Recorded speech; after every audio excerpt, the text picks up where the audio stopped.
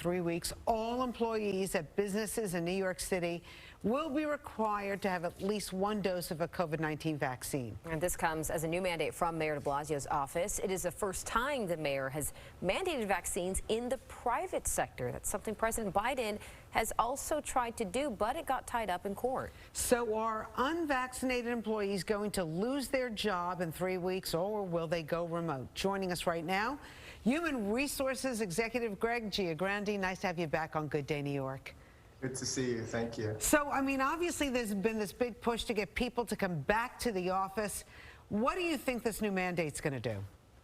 Well, there are a couple of important distinctions. Even when the president tried to mandate it for private employers, they exempted employers who had less than 100 employees. And that's because at least they recognized that that kind of mandate would have a very serious adverse impact on small businesses.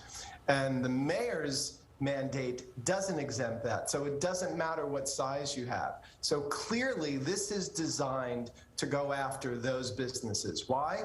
The vast majority of New Yorkers are vaccinated anyway, and the vast majority of large employers require vaccination for their employees to come back into the office. So they're trying to get to the service workers and the small business workers where there's already a very short labor, there's a big labor crunch there. So I think that's what this is targeting. I think it's a grandstanding move to implement 4 days before you leave office. And I think that's what this is all about. So, I mean, are there legal repercussions? And I'm concerned about people who are working remotely. Can they get fired if they don't, you know, adhere with the mandate?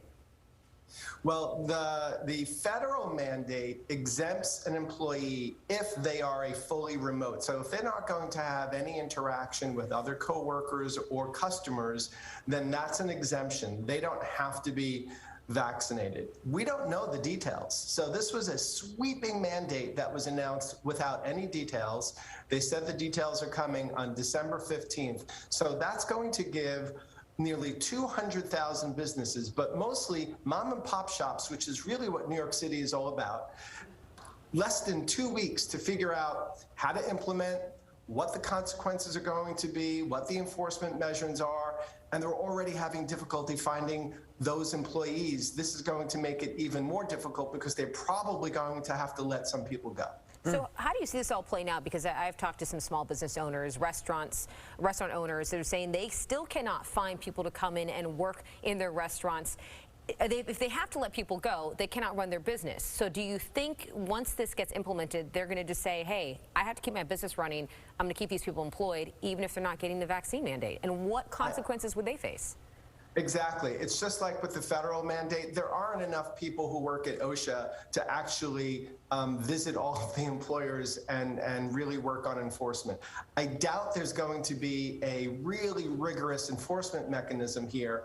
And so, yes, I believe you will find many small businesses saying it's a choice between staying in business or worrying about somebody showing up and checking the vaccination card of my, 2 or 3 employees.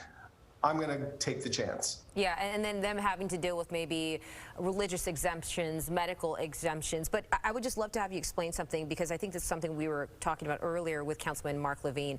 The difference between our president, who is still unable to mandate this, would seemingly have more power than the mayor. Can you explain the difference of why that didn't go through and why this is going to be able to go through? Because there's all of these mandates have held up in court in terms city-wise.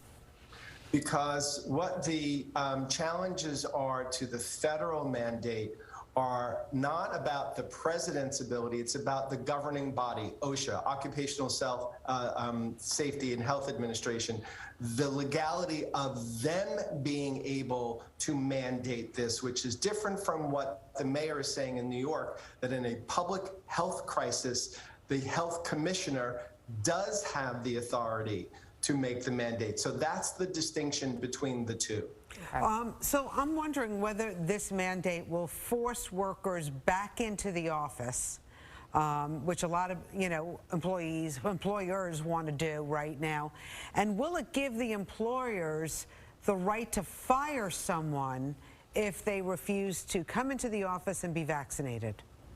Employers already have that right. That was made clear by the Equal Employment Opportunity Commission at the beginning of this pandemic, that because of a public health crisis, an employer has the ability to mandate the vaccine under those conditions. And if an employee doesn't want to get the vaccine and they're not claiming a disability or religious exemption, then the employer has the right to fire them. So they always had that right.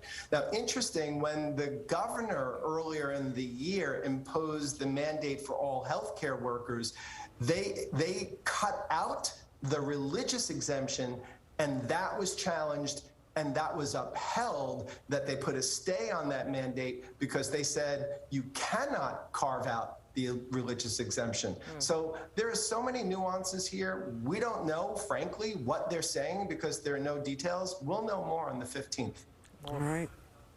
Greg Giagrande, how can people find you, by the way? They can find me at gotogreg.com or at NY Post in at my weekly career advice column on Mondays at gotogreg.nypost.com. And I'm sure you're going to be answering questions about this when this all comes down in a couple weeks from now. It's been ongoing for the past year or so, and I think it's going to be for the foreseeable future, too. All right. Thank you so much for chatting with us today. Thank you for having me.